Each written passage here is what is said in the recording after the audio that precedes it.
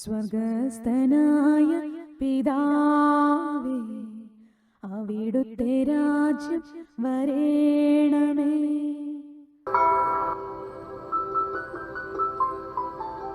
കർത്താവിൻ്റെ അനന്തമായ കാരുണ്യത്തിലേക്ക്, അവിടുത്തെ ആത്മാവിൻ്റെ ജീവിക്കുന്ന ആ സാന്നിധ്യത്തിലേക്ക് നമ്മൾ കടന്നു വന്നിരിക്കുമ്പോൾ ഹൃദയങ്ങളെ അറിയുന്ന ദൈവം, നമ്മുടെ കുറവുകളെയും ബലഹീനതകളെയും ഏറ്റെടുക്കുന്ന ദൈവം, നമ്മുടെ എല്ലാ സഹനങ്ങളെയും കൃപയാക്കി മാറ്റുന്ന ഒരു ദൈവം, ആ ദൈവ സാന്നിധ്യം നമുക്ക് പൂർണ്ണമായിട്ടും വിശ്വസിക്കാം.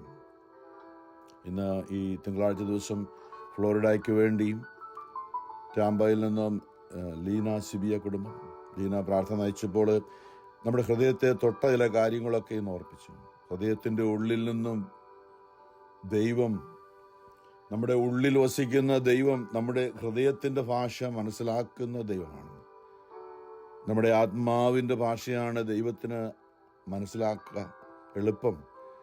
ആത്മാവിലും സത്യത്തിലും ദൈവത്തെ ആരാധിക്കുന്നവരാണ് അവിടുന്ന് ആഗ്രഹിക്കുന്നതെന്ന് ഈശോ സമരിയാക്കാരോട് പറഞ്ഞതുപോലെ, ഇന്ന് ഈ കരുണയുടെ പ്രാർത്ഥനയുടെ ആരംഭത്തിൽ നമ്മുടെ ഹൃദയത്തിൻ്റെ ഉള്ളിൽ നിന്ന് നമ്മുടെ കുറവുകളെയും ബലഹീനതകളെയും ഒക്കെ ഏറ്റുപറഞ്ഞുകൊണ്ട് തമ്പുരാന്റെ മുമ്പിൽ സമർപ്പിച്ച ആ പ്രാർത്ഥന നമുക്ക് നന്ദി പറയാം. ഈശോയുടെ ദൈവികാരൻ്റെ ഹൃദയത്തിലേക്ക് നമ്മെ സമർപ്പിക്കാം. ഇന്ന് തിരുസഭയിലെ, ആഗോള സഭയിലെ വിശുദ്ധ കുർബാനയുടെ വചനങ്ങളിലൂടെ പരിശുദ്ധാത്മാവ് നമ്മളെ ഓർപ്പിക്കുന്ന, വീണ്ടും വീണ്ടും ഓർപ്പിക്കുന്ന ഒരു കാര്യം, ദൈവം പരിശുദ്ധനാണെന്നും ആ ദൈവത്തിൻ്റെ വിശുദ്ധിയിലേക്ക് നിരന്തരം ദൈവം നമ്മെ വിളിക്കുകയാണെന്നും നമ്മെ നയിക്കുകയാണെന്നും ഉള്ളൊരു അറിവിലേക്ക് വരാൻ നമ്മൾ ഈ പ്രാർത്ഥനയുടെ, കരുണയുടെ പ്രാർത്ഥന നമ്മൾ പറയാറുണ്ടല്ലോ, പരിശുദ്ധനായ ദൈവം. ദൈവത്തിൻ്റെ കാര്യം ഒറ്റ കാര്യമാണ്, പരിശുദ്ധനാണ് ദൈവം. പരിശുദ്ധനായ ദൈവമേ, പരിശുദ്ധനായ ബലവാനെ, പരിശുദ്ധനായ അമർത്യനെ. ദൈവം ദൈവമായിരിക്കുന്നത്, ദൈവം ബലവാനായിരിക്കുന്നത്, ദൈവം അമർത്യനായിരിക്കുന്നത് അവിടുത്തെ പരിശുദ്ധി കൊണ്ടാണ് നമ്മൾ വീണ്ടും വീണ്ടും ഏറ്റുപറയണം. യെശയ്യാ 6 കാണുന്നുണ്ട്, മാലാഖമാർ എപ്പോഴും ആർത്തുപാടി സ്തുതിക്കുന്നത് പരിശുദ്ധൻ പരിശുദ്ധൻ പരിശുദ്ധൻ പരിശുദ്ധൻ എന്നാണ്. ദൈവത്തിൻ്റെ ശക്തി അവിടുത്തെ വിശുദ്ധിയാണ്. നമുക്കും ഈ ഭൂമിയിൽ ജീവിക്കുമ്പോൾ നമ്മുടെ ആത്മീയ ശക്തി എന്ന് പറയുന്നത് നമ്മുടെ വിശുദ്ധിയാണ്. നമ്മുടെ വിശുദ്ധിയാണ് നമ്മുടെ ഉള്ളിലെ ദൈവ സാന്നിധ്യത്തെ ഉറപ്പിക്കുന്ന നമ്മളുടെ ജീവിത വിശുദ്ധിയാണ്. അതുകൊണ്ടാണ് അനുതാപത്തിലേക്ക് വരിക, മാനസാന്തരപ്പെടുക എന്നൊക്കെ പറയുമ്പോൾ കർത്താവ് ആഗ്രഹിക്കുന്ന നമ്മൾ വിശുദ്ധിയിലേക്ക് വരാനാണ്. എബ്രായ ലേഖനത്തിൽ നമ്മൾ ഇങ്ങനെ വായിക്കുന്നുണ്ടല്ലോ, എബ്രായ 12 അപ്പോസ്തലൻ നമ്മളെ ഓർപ്പിക്കുന്ന ഒരു കാര്യമാണ്, എല്ലാവരോടും സമാധാനത്തിൽ വർത്തിച്ച് വിശുദ്ധിക്ക് വേണ്ടി പരിശ്രമിക്കുക എന്ന് പറയുമ്പോൾ, മറ്റുള്ളവരോട് നമ്മൾ ക്ഷമിക്കേണ്ടത് നമ്മുടെ ജീവിത വിശുദ്ധിക്ക് ആവശ്യമാണ്. പിശാച് നമ്മളോട് പറയും, കുഴപ്പമൊന്നുമില്ല, നിന്റെ ഭാഗം ശരിയാണ്, അവിടെയാണ് കുഴപ്പം, അതുകൊണ്ട് നീ ക്ഷമിക്കേണ്ട ആവശ്യമൊന്നുമില്ല, നീ അങ്ങനെ താഴേണ്ട ആവശ്യമൊന്നുമില്ല എന്ന് പറയുമ്പോൾ, നമ്മളുടെ ജീവിതത്തിൽ വിശുദ്ധി എന്നുള്ളത് ദൈവവുമായുള്ള നമ്മുടെ ദൈവ സാന്നിധ്യത്തിൽ നമ്മളായിരിക്കുവാൻ, നിത്യരക്ഷയ്ക്കുള്ള വഴി നമ്മളായിരിക്കുവാൻ ഏറ്റവും പ്രധാനമായി വേണ്ടത് വിശുദ്ധിയാണ്. വിശുദ്ധി സ്നേഹത്തിലൂടെയാണ് നമുക്ക് ലഭിക്കുക എന്നാണ്. കാരണം ദൈവം സ്നേഹമാണ്. അപ്പം വിശുദ്ധി എന്ന് പറയുന്നത് സ്നേഹം നിലനിർത്തുന്നതാണ് എന്നാണ് നമ്മൾ മനസ്സിലാക്കുക. അതാണ് അപ്പോസ്തലൻ പൗലോസ് തന്നെ എബ്രായ ലേഖനത്തിലൂടെ നമ്മൾ ഓർപ്പിക്കുകയാണ്. എല്ലാവരോടും, എബ്രായ 12:14 ഓർപ്പിച്ച വചനം, എല്ലാവരോടും സമാധാനത്തിൽ വർത്തിച്ച് വിശുദ്ധിക്ക് വേണ്ടി പരിശ്രമിക്കുവിൻ. വിശുദ്ധി കൂടാതെ ആർക്കും കർത്താവിനെ ദർശിക്കാൻ സാധിക്കുകയില്ല. ദൈവകൃപ ആർക്കും നഷ്ടപ്പെടാതിരിക്കാൻ ശ്രദ്ധിക്കുവിൻ. വിദ്വേഷത്തിൻ്റെ വേര് വളർന്ന് ഉപദ്രവം ചെയ്യാതിരിക്കാൻ സൂക്ഷിക്കുവിൻ. വിദ്വേഷം മൂലം പലരും അശുദ്ധരായി തീരുന്നു. പരിശുദ്ധനായ ദൈവ സാന്നിധ്യം നമ്മളിൽ ഉള്ളപ്പോഴാണ് നമുക്ക് ഈ ഭൂമിയിലും നിത്യതയിലും ഒക്കെ ദൈവത്തോടൊപ്പം ആയിരിക്കാനുള്ള കൃപ ലഭിക്കുക. ഇസ്രായേൽ മക്കളോട് ദൈവമായ കർത്താവ് ലേവ്യര് 11-ാമത്തെ അധ്യായത്തിൽ പലപ്പോഴും നമ്മൾ ചിന്തിച്ചാണ്. 44-45 ഞാൻ നിങ്ങളുടെ ദൈവമായ കർത്താവ് പരിശുദ്ധനായിരിക്കുന്നത് പോലെ നിങ്ങളും എല്ലാ കാര്യങ്ങളിലും പരിശുദ്ധരായിരിക്കും. ഇപ്പം നമ്മൾ മനുഷ്യവർഗത്തിന് വന്ന കുഴപ്പം, നമ്മുടെ വിശുദ്ധി നഷ്ടപ്പെട്ടു. സാത്താൻ നമ്മളുടെ ജീവിതത്തിൽ ആദവുമായും വചനം ലംഘിച്ച് ദൈവത്തിൽ നിന്ന് അകന്നു പോയപ്പോൾ അവരിൽ വിശുദ്ധി നഷ്ടപ്പെട്ടു പോയി, സ്നേഹം നഷ്ടപ്പെട്ടു പോയി, ദൈവസ്നേഹം നഷ്ടപ്പെട്ടു പോയി, പരസ്നേഹവും നഷ്ടപ്പെട്ടു പോയി. അപ്പോൾ അവരെ വീണ്ടെടുക്കാൻ ആ പരസ്നേഹവും ദൈവസ്നേഹവും നിറച്ച് നിത്യതയിലേക്ക്, പർദീസായിലേക്ക് അവരെ തിരികെ പ്രവേശിക്കുവാൻ വേണ്ടി ദൈവം, അനന്തജ്ഞാനിയായ ദൈവം ചെയ്തത് എന്താ നമുക്കറിയാം? അവരെ കഷ്ടതയിലേക്ക് തള്ളിവിടുകയായിരുന്നു. പിശാചിന്റെ കയ്യിലേക്ക് തന്നെ വിട്ടുകൊടുക്കുകയായിരുന്നു. നമ്മുടെ ജീവിതത്തിലെ ഇന്നത്തെ പല സഹനങ്ങളും ബുദ്ധിമുട്ടുകളും ദൈവമല്ല, തിന്മയാണ്. ദൈവം നമുക്കൊരു തലവേദന പോലും, നമ്മുടെ ഈ ലോകത്തിലെ ഏറ്റവും വലിയ പാപിയാണെങ്കിലും നമുക്കൊരു തലവേദന പോലും വരാനായിട്ട് ദൈവം ആഗ്രഹിക്കുന്നില്ല. കാരണം അവിടുന്ന് സ്നേഹമാണ്, മാറ്റമില്ല. ദൈവം സ്നേഹമാണ്, ദൈവം കരുണയാണ്. ദൈവം നമ്മളിപ്പോൾ കടന്നു പോകുന്ന ബുദ്ധിമുട്ടും സഹനങ്ങളിലൂടെയൊക്കെയും നമ്മളിൽ വിശുദ്ധി നിറഞ്ഞുകൊണ്ടിരിക്കുകയാണ്. അല്ലേ, എൻ്റെ കൃപ നിനക്ക് മതിയെന്ന്. ജീവിതത്തിന്റെ സഹനങ്ങളിലൂടെ പൗലോസ് അപ്പോസ്തലൻ 2 കൊരിന്തോസ് 12 പറഞ്ഞില്ലേ, എന്നെ നിരന്തരം ശല്യപ്പെടുത്തുന്ന പിശാചിന്റെ ഒരു ദൂതൻ നിരന്തരം എന്നെ ശല്യപ്പെടുത്താനും മതിമറന്ന് ഞാൻ ആഹ്ലാദിക്കാതിരിക്കേണ്ടതിനും വേണ്ടി എന്നെ നിരന്തരം ശല്യപ്പെടുത്തുന്ന പിശാചിന്റെ ഒരു ദൂതൻ എന്ന് വ്യക്തമായിട്ട് പറഞ്ഞത്. അപ്പോൾ നമ്മളുടെ ജീവിതത്തിൽ ബുദ്ധിമുട്ടുകളും പ്രശ്നങ്ങളും കൊണ്ടുവരുന്നത് പിശാചിന്റെ ദൂതന്മാരാണ്. അല്ലെ, നമ്മളെ ദൈവത്തിൽ നിന്ന് അകറ്റുന്ന സഹനങ്ങളും ദുഃഖങ്ങളും രോഗങ്ങളും എന്തുമാകട്ടെ, അത് തിന്മയുടെ ഒരു ആക്രമണമാണ് നമ്മുടെ ജീവിതത്തിൽ എന്നാണ് അപ്പോസ്തലൻ തന്നെ പറഞ്ഞത്. അതെന്നെ വിട്ടകലാൻ, ഈ ദുഷ്ടാരൂപി അല്ലെ ഈ പിശാചിന്റെ ദൂതൻ എന്നെ വിട്ടകലാൻ ഞാൻ കർത്താവിനോട് 3 പ്രാവശ്യം പ്രാർത്ഥിച്ചു, പല തവണയായിട്ട് പ്രാർത്ഥിച്ചു. എന്നാലും കർത്താവ് എന്നോട് പറഞ്ഞു, നിനക്ക് എൻ്റെ കൃപ മതി എന്ന് പറയുമ്പോൾ ഈ പൈശാചിക പീഡയിലൂടെ, ഈ രോഗത്തിലൂടെ, ഈ ബുദ്ധിമുട്ടിലൂടെ, ഈ ഇല്ലായ്മയിലൂടെ, ഈ സഹനത്തിലൂടെ നാം കടന്നു പോകാൻ ദൈവം അനുവദിച്ചു. ദൈവമല്ല നമ്മളെ അതിലേക്ക് തള്ളിവിട്ടത്. നമ്മുടെ പാപവും നമ്മുടെ കഴിഞ്ഞുപോയ തലമുറയുടെയും നമ്മളെ മനുഷ്യവർഗമല്ല. നമ്മളെപ്പോഴും ചിന്തിക്കുന്നത് കത്തോലിക്ക സഭയുടെ കാഴ്ചപ്പാടിൽ വിജയസഭയും സഹനസഭയും സമരസഭയുമാണ് തിരുസഭ എന്ന് പറയുന്നത്. അപ്പോൾ നമുക്ക് വിജയസഭയിലുള്ളവരെ നമുക്ക് നന്മ ആശംസിക്കുകയാണ്. എബ്രായർ 12 പറയുന്നുണ്ട്, സാക്ഷികളുടെ വലിയൊരു സമൂഹം നമുക്ക് ചുറ്റുമുള്ളതിനാൽ നമ്മുടെ പാപത്തെയും നമ്മുടെ ഭയത്തെയും ഒക്കെ നീക്കിക്കളയാം, വിശ്വാസത്തോടെ മുമ്പോട്ട് പോകാമെന്ന്. അവിടെയും നമ്മളുടെ ജീവിതത്തിൽ കടന്നുപോയ അല്ലെങ്കിൽ വിശുദ്ധരുടെ സമൂഹം നമുക്ക് വേണ്ടി ആശംസകൾ അർപ്പിക്കുകയും പ്രാർത്ഥിക്കുകയും ചെയ്യുന്നവരാണെങ്കിൽ സഹനസഭ നമ്മളുടെ പ്രാർത്ഥന യാചിക്കുന്നവരാണ്. അനേക വിശുദ്ധരുടെ അടുത്ത് അനേക ശുദ്ധീരാൽ മരിച്ചുപോയ ആത്മാക്കളൊക്കെ വന്ന് പ്രാർത്ഥന ചോദിച്ച അനുഭവങ്ങളുണ്ട്. അനേക വിശുദ്ധ ആത്മാക്കളുടെ അടുത്ത് നമുക്കത് അറിയാം, ഈ കൂട്ടായ്മയ്ക്കത് അറിയാം. അതുകൊണ്ട് തന്നെയാണ് നമ്മൾ പ്രത്യേകിച്ച് ആ ഒരു മേഖല നമ്മളെ ഏൽപ്പിച്ചിരിക്കുകയാണെന്ന് എനിക്ക് തോന്നാറുണ്ട് പലപ്പോഴും. നമ്മുടെയൊക്കെ മരിച്ചുപോയ, ലോകത്ത് മരിച്ചുപോയ, ആരും പ്രാർത്ഥിക്കാനില്ലാതെ മരിച്ചുപോയ അനേക കോടി ആത്മാക്കളുണ്ട്. എന്തുകൊണ്ടാണ്? ദൈവം പലപ്പോഴും പലരും പറയാറുണ്ട്, ഈ ഭൂമിയിൽ ജീവിച്ചു കഴിഞ്ഞാൽ നമുക്ക് തനത് വിധിയുണ്ട് മരിക്കുമ്പോൾ തന്നെ. പക്ഷേ ആ തനത് വിധി കഴിഞ്ഞ് നമ്മൾ ഈ സഹനസഭയിലേക്ക് അവസാനത്തെ ചില്ലിക്കാശ് വരെ കൊടുത്ത് വീട്ടുപോകണം, അവിടെ നിന്ന് പുറത്തു വരികയില്ല എന്ന് മത്തായി സുവിശേഷത്തിൽ യേശു ഓർപ്പിച്ച സംഭവമുണ്ട്. അപ്പോൾ ഈ സഹനസഭയിൽ എന്നും അവിടെ ആയിരിക്കാൻ വേണ്ടിയല്ല, സഹനസഭയിലായിരിക്കുന്നത് വിശുദ്ധി ഇല്ലാത്തത് കൊണ്ടാണല്ലോ. എബ്രായർ 12 കേട്ടു, വിശുദ്ധി കൂടാതെ ആർക്കും ദൈവത്തെ ദർശിക്കാൻ സാധിക്കത്തില്ല.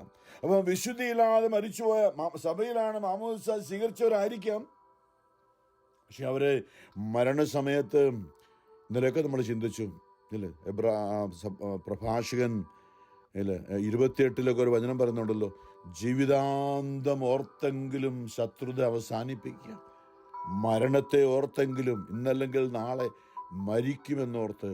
മരിച്ചു കഴിയുമ്പോൾ നമ്മുടെ ആത്മാവ്, സ്നേഹമില്ലെങ്കിൽ നമ്മുടെ ആത്മാവ് ഇരുട്ടിലേക്കായിരിക്കും പോകുക, നിത്യമായ ഇരുട്ടിലേക്ക്. നോർത്ത് നോക്കി, നമുക്ക് ഇപ്പോൾ ഈ ആത്മാവ് നമ്മുടെ ഉള്ളിൽ ഇപ്പോൾ ഉണ്ട്. നമ്മളുടെ ഇപ്പോഴത്തെ വിചാരങ്ങൾ നമ്മൾ ഇരുട്ടിലാണെങ്കിൽ നമ്മുടെ അവസ്ഥ ഭയമായിരിക്കും. നമുക്ക് എപ്പോഴാണ് നേരം വെളുക്കുക അല്ലേ? നമ്മൾ ഈ മരിച്ചവർക്ക് വേണ്ടിയുള്ള ഒപ്പീസിൻ്റെ ആ പ്രാർത്ഥന സങ്കീർത്തനം 130 അത് പറഞ്ഞത്, പുലരിയാകാൻ കാത്തിരിക്കുന്ന കാവൽക്കാരെ പോലെ കർത്താവേ നിന്നെ ഞാൻ കാത്തിരിക്കുന്നു എന്ന് പറയുമ്പോൾ ഇരുട്ടിലാണ്. ദൈവിക മുഖപ്രസാദം അവിടെ സൂര്യനില്ലല്ലോ. ആത്മീയ തലത്തിൽ സൂര്യനൊന്നുമില്ല, അതെല്ലാം ഇവിടെയാണ്, ഈ ഭൗതിക തലത്തിലാണ്. അവിടെ സൂര്യൻ യേശു ക്രിസ്തുവാണ്, അവൻ്റെ മുഖദർശനമാണ്. നിത്യമായ വെളിച്ചം അവരുടെ മേൽ പ്രകാശിപ്പിക്കണമേ എന്ന് നമ്മൾ മരിച്ചവർക്ക് വേണ്ടി പ്രാർത്ഥിക്കാറുണ്ട്. അതെ, ക്രിസ്തുവിൻ്റെ കൂടെ അല്ലാതെ പോകുന്ന ആത്മാക്കളൊക്കെ ഇരുട്ടിലേക്കാണ് പോകുന്നത്. അവിടെയാണ് നമ്മൾ വിലാപവും കരച്ചിലും പല്ലുകടിയും ഉണ്ടാകുന്നതൊക്കെ ഈശോ ഓർപ്പിച്ചതുകൊണ്ടാണ്. ഈ ലോകത്ത് വെച്ച് ഇത് തിരിച്ചറിയാൻ പ്രകാശം കയ്യിലേന്താൻ കഴിഞ്ഞ ദിവസം ഓർപ്പിച്ചു. നമ്മൾ 10 കന്യകളിൽ 5 പേര് എണ്ണയിൽ വിളക്കും കരുതിയിരുന്നു. വിളക്ക് കത്തിച്ചു പിടിച്ചുകൊണ്ടാണ് മണവാളനെ എതിരേൽക്കാനായിട്ട് ചെന്നതെന്നൊക്കെ പറയുമ്പോൾ ക്രിസ്തുവിനോട് ഒന്നായി നമ്മൾ നിത്യതയിലേക്ക് പ്രവേശിക്കേണ്ടവനാണ് എന്ന് പറയുമ്പോൾ ഈ ഭൂമിയിൽ മനുഷ്യനായി ജനിച്ച ദൈവത്തിൻ്റെ ആത്മാവ് ഉൾക്കൊള്ളുന്നവരാണ് നമ്മൾ ഓരോരുത്തരും. നമ്മുടെ ഉള്ളിൽ ദൈവത്തിൻ്റെ ആത്മാവാണ്. നമുക്ക് നമ്മുടെ ആത്മാവായിട്ട് ദൈവത്തിൻ്റെതായി നമുക്ക് തന്ന നമ്മുടെ സ്വന്തമായ ആത്മാവിനെ ഈ ഭൂമിയിൽ നമ്മൾ ജീവിക്കുമ്പോൾ നമുക്ക് സ്വാതന്ത്ര്യമുണ്ട്. വേണമെങ്കിൽ നമുക്ക് പാപം ചെയ്ത് അടിച്ചു പൊളിച്ച് എല്ലാ പാപവും ചെയ്ത് ജീവിക്കാം. അവിടെ നമ്മൾ സാത്താൻ്റെ സന്തതികളായിട്ടാണ് പറഞ്ഞാൽ അടിമത്തത്തിലേക്കാണ് പോകാൻ പോകുന്നത്. നമ്മളത് അറിയണം. അവിടെയാണ് മാറ്റം വരേണ്ടത്, അവിടെയാണ് മാനസാന്തരം. എന്നാൽ ഞാൻ മരിക്കുന്നതിന് മുമ്പായി, എന്നാൽ അത് നമ്മൾ ചിന്തിക്കും, ഇന്നല്ല നീ കുറെ കഴിയുമ്പോൾ പ്രായമൊന്നും ആയിട്ടില്ല, ഒരു 60, 70, 80 വയസ്സായിട്ട് മാനസാന്തരപ്പെടാം എന്ന് പറയുമ്പോൾ ദൂതൻ തെല്ലും സമയം തന്നില്ല. നമ്മൾ തന്നെ പാടിയിട്ടുണ്ട് എത്ര പ്രാവശ്യം മരിച്ചവരുടെ ഓഫീസിലൊക്കെ. എപ്പോഴാണ് നമുക്ക് ആർക്കും അറിയില്ല. അതുകൊണ്ട് എപ്പോഴും ഒരുങ്ങിയിരിക്കാൻ. നമ്മൾ മരിക്കുക എന്നുള്ളത് ഉറപ്പാണ്, യാതൊരു സംശയമില്ല, പേടിക്കാനല്ല, ഉറപ്പായൊരു കാര്യമാണ്. നമ്മൾ ഈ ഭൂമിയിൽ ജനിച്ച് നമ്മൾ മരിക്കും എന്നുള്ളത് 100% ഉറപ്പാണ്.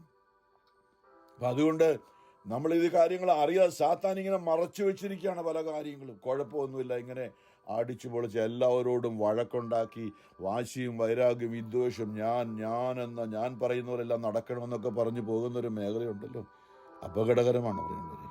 അവിടെയാണ് ദൈവമായ കർത്താവ് നമ്മളെ വീണ്ടെടുക്കുവാൻ വേണ്ടി എന്തും ചെയ്യും. നമ്മൾ അനുദപിക്കുന്നില്ലെങ്കിൽ നമ്മൾ നശിച്ചു പോകാതിരിക്കാൻ വേണ്ടി ദൈവം വേദനയോടെ മനസ്സോടെ നമ്മളെ ഇന്നത്തെ വചനം നമ്മളെ ഓർപ്പിക്കുന്നത് ആഗോള സഭയിൽ നിന്ന് ഒന്നാമത്തെ വായന കൊരിന്തോസ് 1 കൊരിന്തോസ് 5-ാമത്തെ അധ്യായത്തിലാണ്. നമ്മൾ കേട്ട് കഴിഞ്ഞാൽ പേടിച്ചു പോകുന്നൊരു വചനമാണ് ഇന്നത്തേത്. ഇവിടെ എന്താ പറയുന്നത്? അസന്മാർഗികക്കെതിരെ എന്നാണ് ഹെഡിങ് തന്നെ. വിജാതിയരുടെ ഇടയിൽ പോലും ഇല്ലാത്ത തരം അവിഹിത ബന്ധങ്ങൾ നിങ്ങളുടെ ഇടയിൽ ഉണ്ടെന്ന് കേൾക്കുന്നു. നിങ്ങളിൽ ഒരാൾ സ്വന്തം പിതാവിൻ്റെ ഭാര്യയുമായി അവിഹിതമായ വേഴ്ചയിൽ കഴിയുന്നു, എന്നിട്ടും നിങ്ങൾ അഹങ്കരിക്കുന്നു. വാസ്തവത്തിൽ നിങ്ങൾ വിലപിക്കുകയല്ലേ വേണ്ടത്? ഇങ്ങനെ പ്രവർത്തിച്ചവനെ നിങ്ങളിൽ നിന്ന് നീക്കിക്കളയുവിൻ. ശാരീരികമായിട്ടല്ലെങ്കിലും ആത്മീയമായി ഞാൻ അവിടെ സന്നിഹിതനായി ഈ പ്രവൃത്തി ചെയ്തവനെ നമ്മുടെ കർത്താവായ യേശുവിന്റെ നാമത്തിൽ വിധിച്ചു കഴിഞ്ഞു.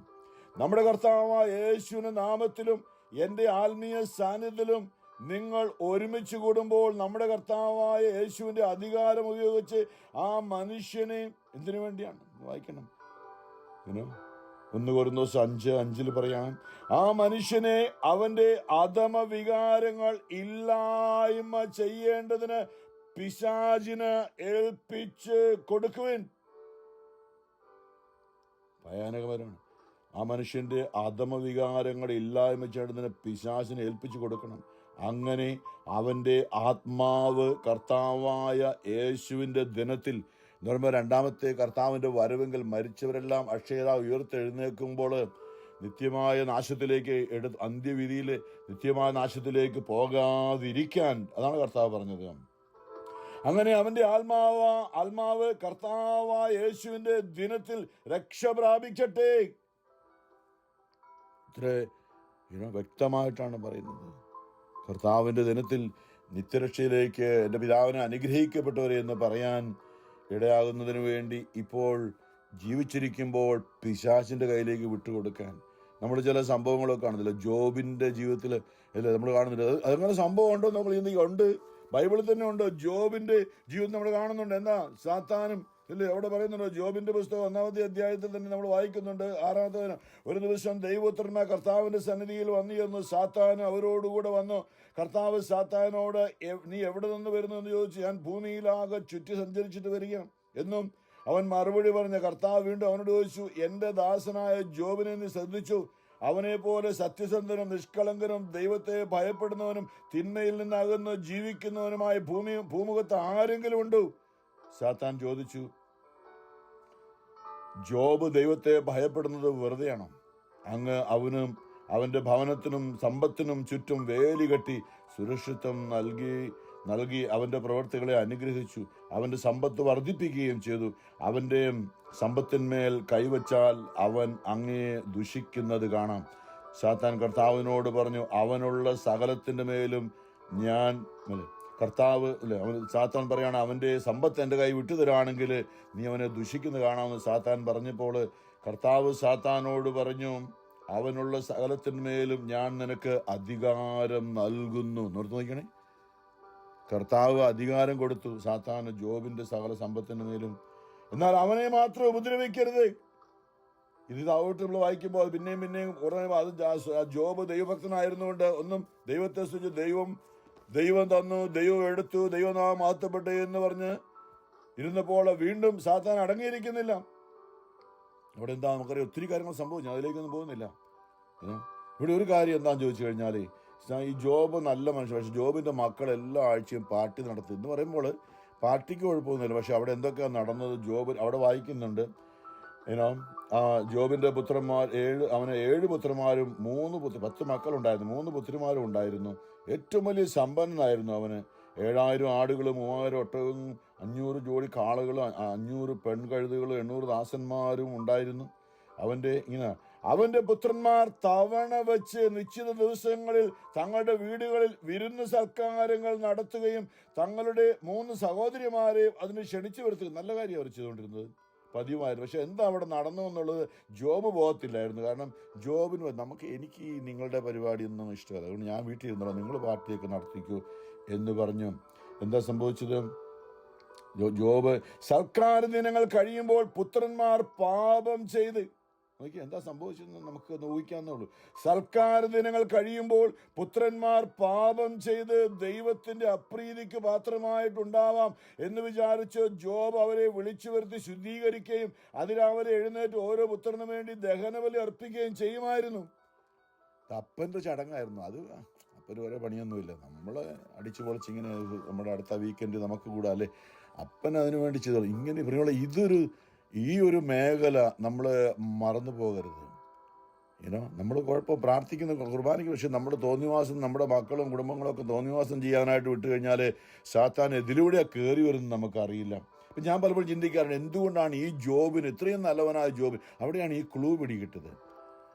ജോബ് കുഴപ്പമില്ല മക്കളെ, നിങ്ങൾ എൻജോയ്. പക്ഷേ ജോബ് ഈ മക്കളെ ഒന്ന് നിർദ്ദേശിച്ച്, നിങ്ങൾ പാപം ചെയ്യരുത് കേട്ടോ, നിങ്ങൾക്ക് ഒരുമിച്ച് കൂടുന്ന കൊള്ളാം, പക്ഷെ നിങ്ങളെ പാർട്ടിയൊക്കെ നടത്തുമ്പോൾ നിങ്ങൾ പാപം ചെയ്യരുത്. പാപത്തിന് അല്ലെങ്കിൽ സാത്താൻ നിങ്ങളെ ആക്രമിക്കാനുള്ള ഒരു കാര്യവും നിങ്ങൾ ചെയ്യാൻ ഒന്നൊന്നും പറയാനായിട്ടുള്ളൊരു ധൈര്യം ജോബിനില്ലായിരുന്നു.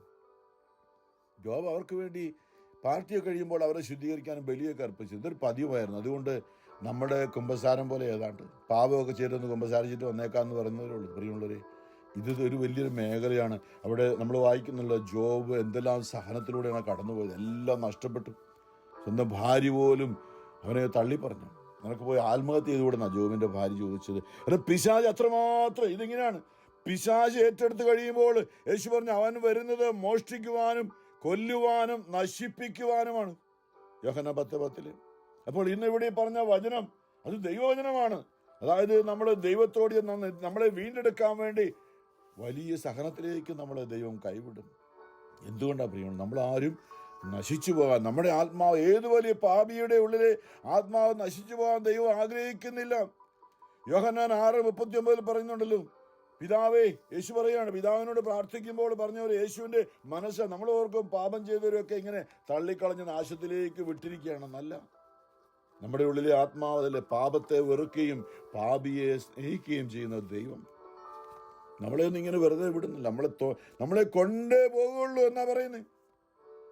അല്ലെങ്കിൽ ജെറമ്യാ പറഞ്ഞില്ലേ, നിങ്ങളെക്കുറിച്ച് ഒരു പദ്ധതിയുണ്ട് എന്ന വചനത്തിൽ എന്താ പറയുന്നത്? നിങ്ങൾ എന്നെ കണ്ടെത്താൻ ഞാൻ ഇടയാക്കുമെന്ന് കർത്താവ് അരുളി ചെയ്യുന്നു. നിങ്ങൾ എന്നെ കണ്ടെത്താൻ ഞാൻ ഇടയാക്കുമെന്ന് കർത്താവ് അരുളി ചെയ്യുന്നു. നിങ്ങളുടെ ഐശ്വര്യം ഞാൻ പുനഃസ്ഥാപിക്കും എന്ന് പറയുമ്പോൾ ഈ ഭൂമിയിലൊന്നും ഇല്ലെങ്കിൽ നിത്യതയിലേക്ക് നിങ്ങളെ കൊണ്ട് ഞാൻ പോകുള്ളൂ എന്ന് തീരുമാനമെടുത്തൊരു ദൈവം ആ ക്രൂശിത രൂപത്തിലേക്ക് നോക്കുക. അവൻ പറയുന്നതാണ്, രക്ഷയില്ല, നിങ്ങളെ കൊണ്ടേ ഞാൻ പോവുള്ളൂ. അതിനുവേണ്ടിയാണ് ഞാൻ ഈ കുരിശിൽ കിടക്കുന്നത്. അതിനുവേണ്ടിയാണ് ഞാൻ ഇത്രയും നിന്ദനം സഹിച്ചത്. അതിനുവേണ്ടിയാണ് ഞാൻ എൻ്റെ ജീവൻ വരെ ബലിയർപ്പിക്കുന്നത്. നിങ്ങളെയും കൊണ്ടേ പോകുള്ളൂ, നിങ്ങളെ സ്വർഗത്തിലേക്ക് കൊണ്ടേ ഞാൻ പോകുള്ളൂ. അതിനാണ് ഞാൻ പറയുക, കത്തോലിക്ക സഭ ഇന്ന് നിലനിൽക്കുന്നത്. അതിനാണ് നമ്മൾ മരിച്ചുപോയവർക്ക് വേണ്ടിയൊക്കെ പ്രാർത്ഥിക്കാൻ സഭയിലൂടെ ഈ സംവിധാനം, ഈ കർത്താവ് ക്രമീകരിച്ച്. ഇതാണ് നമ്മുടെ സഹന സഭ, ശുദ്ധീകര ആത്മാക്കൾ എന്നൊക്കെ നമ്മൾ പറയുന്ന മേഖല. നമ്മുടെ സഹനങ്ങൾ അവരുടെ കൂടിയും വിശുദ്ധീകരണത്തിന് വേണ്ടി ഈ ഭൂമിയിൽ യേശു ക്രിസ്തു മറ്റുള്ളവർക്ക് വേണ്ടിയാണ് സഹിച്ചത്. യേശുവിൽ വിശ്വസിക്കുന്ന നമ്മളും ക്രിസ്തുവിന്റെ നാമത്തിൽ പൗലോസ് പറഞ്ഞ ഫിലിപ്പിയർ 2:28-29 യേശുവിൽ വിശ്വസിക്കാൻ മാത്രമല്ല അവന്റെ നാമത്തെ പ്രതി സഹിക്കാനുള്ള ഭാഗ്യം കൂടി നമുക്ക് ലഭിച്ചിരിക്കുന്നുവെന്ന്. നമ്മുടെ ഇന്നത്തെ പല സഹനങ്ങളും നമുക്ക് വേണ്ടിയൊന്നുമല്ല, മറ്റുള്ളവർക്ക് വേണ്ടി കൂടി. സഭയിൽ നാം ആയിരിക്കുമ്പോൾ മറ്റുള്ളവരെ കൂടി വീണ്ടെടുക്കണം. പ്രത്യേകിച്ച് നമ്മുടെ കുടുംബാംഗങ്ങളോ മരിച്ചുപോയ ശുദ്ധീകരണാത്മാക്കൾ അവിടെ നിന്ന് ഒരു പുറത്തു വന്നില്ലെങ്കിൽ, ഞാനിങ്ങനെ പറയും, ഈ ശുദ്ധീകരണ ആത്മാക്കൾ അവിടെ കിടക്കുമ്പോൾ ഒരു വിശുദ്ധി ഇല്ലാത്തവനാണ് ദൈവത്തെ ദർശിക്കാൻ പറ്റാതെ കിടക്കുന്നത്. ഇപ്പം ഓർത്ത് നോക്കിയേ, കർത്താവിന്റെ വരവ് ഇന്നാണെങ്കിൽ അവരെല്ലാം നരകത്തിലേക്ക് തള്ളപ്പെടും. കാരണം അവർക്ക് വിശുദ്ധിയില്ല. അവിടുന്ന് അവരെ പുറത്തു കൊണ്ടുവരാം. അതുകൊണ്ടാണ് ഫാത്തിമയിലെ മാതാവ് കുഞ്ഞുങ്ങളോട് ആവശ്യപ്പെട്ടത്. നമ്മുടെ ജപമാലക്കിടയിൽ ഫാത്തിമ പ്രാർത്ഥന, ലോ എൻ്റെ ഈശോയെ ഞങ്ങളുടെ പാപങ്ങൾ ക്ഷമിക്കണമേ, നരകാഗ്നിയിൽ നിന്നും ഞങ്ങളെ രക്ഷിക്കണമേ, എല്ലാ ആത്മാക്കളാ മരിച്ചുവരെ കുറിച്ച്, എല്ലാ ആത്മാക്കളെയും പ്രത്യേക വിശേഷിച്ച് അങ്ങയുടെ സഹായം ഏറ്റവും കൂടുതൽ ആവശ്യമുള്ളവരെയും സ്വർഗത്തിലേക്ക് ആനയിക്കണമേ എന്ന്. എന്തുകൊണ്ടാണ് നമ്മൾ ഓർത്തിക്കുക, മാതാവ് നമ്മുടെ പണി. ഇതാണ് യേശുവിൻ്റെ ഏറ്റവും വലിയ ആഗ്രഹം. കാരണം അവർ എമർജൻസി 911 പോലെ അവിടെ കിടക്കണം. കർത്താവിൻ്റെ വിധി ആദ്യം നരകത്തിൻ്റെ വാതിക്കൽ തനത് വിധിയിൽ ഇപ്പം അവർ പോയി കിടക്കുന്ന എവിടെയാണെന്നറിയോ? അഗാധത്തിലാണ്. സംഗീതം 120, അഗാധത്തിൽ ഞാൻ അങ്ങയോട് നിലവിളിക്കുന്നു എൻ്റെ ദൈവമേ. വിധിനാളിൽ പെട്ടെന്ന് നരകത്തിൻ്റെ വാതിൽ തുറന്നാൽ ഇമ്മീഡിയറ്റ്ലി അങ്ങോട്ട് പോകാൻ തക്കവണ്ണം കിടക്കുന്ന ആത്മാക്കളാണ്. എല്ലാ ആത്മാക്കളെയും, പ്രത്യേകിച്ച് അങ്ങയുടെ സഹായം ഏറ്റവും കൂടുതൽ ആവശ്യമുള്ള ആത്മാക്കളെയും. ഇത് സത്യമാണ്, ഇത് സഭയുടെ വിശ്വാസമാണ്. അതുകൊണ്ടാണ് നമ്മൾ ഈ മരിച്ചവർക്ക് വേണ്ടിയൊക്കെ കുർബാന അർപ്പിച്ച് പ്രാർത്ഥിക്കുന്നതൊക്കെ, പ്രിയമുള്ളവരെ. കാരണം ഏറ്റവും വലിയ സഹനമാണ് ക്രിസ്തുവിന്റെ. അതാണ് ബലി, വിശുദ്ധ കുർബാന. ക്രിസ്തുവിന്റെ ജീവിതവും സഹനവും മരണവും ഉത്ഥാനവും എല്ലാം കൂടി നമ്മൾ അവർക്ക് വേണ്ടി കാഴ്ചവെക്കുകയാണ്. ഇതിന് നമ്മളത് അറിയാൻ വേണ്ടിയാണ് നമ്മുടെ ജീവിതത്തിലും സഹനങ്ങൾ അനുഭവിച്ചുകൊണ്ട് ക്രിസ്തുവിനോട് കൂടെ നിൽക്കുന്ന ഒരു അനുഭവം നമുക്കുള്ളത്. അതുകൊണ്ട് ഇന്നത്തെ നമ്മുടെ സഹനങ്ങളൊക്കെ ദൈവം നമ്മളെ ശിക്ഷിക്കുന്നൊന്നുമല്ല, നമ്മളിലൂടെ അനേകരെ വീണ്ടെടുക്കുന്ന ഒരു പ്രവൃത്തി കൂടെയാണ്. അതുകൊണ്ടാണ് ദൈവത്തിന്റെ ശക്തമായ കരത്തിൽ താഴ്മയോടെ നിൽക്കുവിൻ, തക്ക സമയത്ത് അവിടുന്ന് ഉയർത്തുമെന്നൊക്കെ പറഞ്ഞതുകൊണ്ട് നമ്മൾ ഈ ലൂക്കാസ് വിശേഷത്തിൽ 15 വായിക്കുന്നില്ലേ, മുടിയനായ പുത്രനല്ലേ, അല്ലെ മുടിയനായ നല്ല വീട്ടിലാണ്. പക്ഷേ അവനൊരു തോന്നൽ തോന്നി. കൂട്ടുകാർ പറഞ്ഞു, എടാ നിനക്ക് ഇത്രയും കാശൊക്കെ ഉള്ള അപ്പൻ ചുമ്മാ ഈ വയസ്സായി ചുമ്മാ ഈ കാശെല്ലാം വെച്ച് കൂട്ടിക്കൊണ്ടേക്ക് അപ്പനോടൊന്ന് യുദ്ധം ചെയ്താലേ. അപ്പനും നിന്റെ മൂത്ത ചേട്ടനുണ്ടല്ലോ, അവരും കൂടി ഇതിങ്ങനെ എൻജോയ് ചെയ്യണം. നിനക്കൊന്ന് ശരിക്കും അവർക്കറിയില്ല. അവരിങ്ങനെ കൃഷി ചെയ്തും വീട്ടിൽ കിടന്ന് അധ്വാനിച്ചും ബുദ്ധിമുട്ടിയൊക്കെ ഇങ്ങനെ ഈ ആയുഷ് ജീവിതം എൻജോയ് ചെയ്യാനുള്ളതാണ്. അപ്പനെ ഒന്ന് പുഷ് ചെയ്താൽ അല്ലെ, മൂത്ത ചേട്ടനെയും അപ്പനെയും കൂടെ ഒന്ന് ഞെക്കിയാൽ മതി, നിന്റെ സമ്പത്ത് നിന്റെ വീതം നിനക്ക് കിട്ടും. അപ്പനോട് ബഹളം വെച്ച് വഴക്കുണ്ടാക്കി അല്ലേ ഇന്ന് ലോകത്ത് നടക്കുന്നതല്ലേ.